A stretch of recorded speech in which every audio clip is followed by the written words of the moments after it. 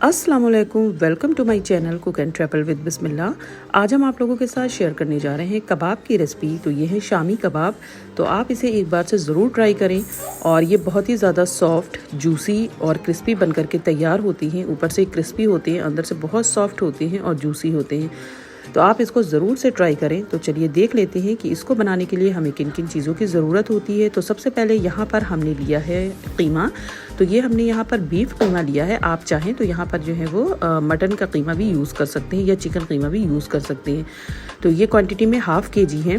इसे हमने अच्छे से वॉश कर लिया है और स्ट्रेन करके प्लेट में रख लिया है। इसके साथ हमने लिए हैं कुछ खड़े गरम मसाले, जिसमें हमने लिया है 1 टीस्पून ये ज़ीरा है। इसके साथ ही हमने यहाँ पर लिए हैं अदरक और लहसुन। तो अदरक 1 इंच का टुकड़ा लिया है, साथ में हमने 6 से 7 लहसुन की कलियाँ ली हैं। इसके साथ लिए हैं हमने 2 तेज़पात के पत्ते, 1 मीडियम साइज़ की प्याज ली है जिसे रफली चॉप कर लिया है। साथ में ली है हमने 3 सूखी हुई लाल मिर्च, 3 लाल इलायची। इसके साथ ली हैं 7 से 8 लौंगे हैं, 10 से 12 काली मिर्चें हैं और थोड़ा सा जायफल है और इसी के साथ जावित्री है।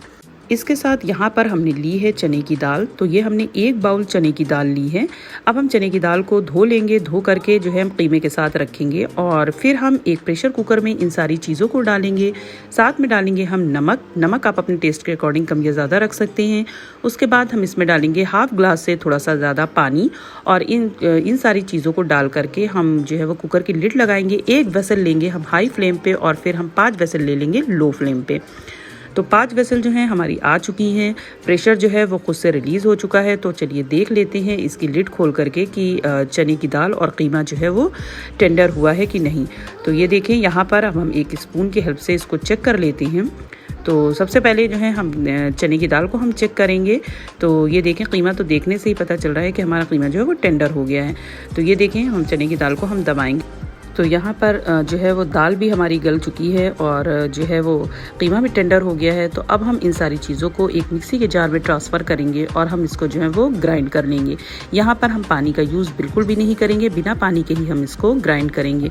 तो अब हम इसकी जो है वो लगाएंगे लिड और लिड लगा करके हम इसको अच्छे से ग्राइंड कर लेंगे।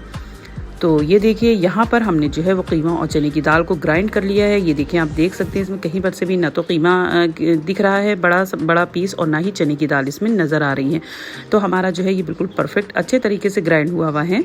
तो अब हम जो है इसमें मिलाते हैं कुछ चीज़ें, जिसमें हमने जो है ली है सबसे पहले हरी मिर्च। तो यहाँ पर हमने ये 2 हरी मिर्च ली हैं। आप जो है वो हरी मिर्च अपने टेस्ट के अकॉर्डिंग जो है वो ले सकते हैं। उसके बाद यहाँ पर हमने ली है प्याज। तो ये 1 लार्ज साइज़ की प्याज है जिसे हमने इस तरीके से महीन चॉप कर लिया है। ये हम इसमें डाल देंगे और इसके बाद अब हम इसमें डालेंगे कटा हुआ हरा धनिया। अगर आप चाहें तो यहाँ पे जो है वो पुदीने का भी यूज़ कर सकते हैं। तो पुदीना मेरे पास नहीं था, इसलिए हमने जो है वो खाली हरा धनिया ही इसमें डाला है। तो ये देखिए, यहाँ पर हमने ले लिया है हरा धनिया और इसको हम जो है वो कट करके इसमें डाल देंगे। अब हम डालेंगे इसमें वो सीक्रेट चीज़ जो कि कबाबों को बनाएगी बहुत ज़्यादा सॉफ्ट और जूसी। तो इसके लिए यहाँ पर हमने ले ली है 1 प्याज, जिसे हमने जो है वो फ्राई कर लिया है। फ्राई करके हमने इसको ग्राइंड कर लिया है, वो जो है हम इसमें डालेंगे।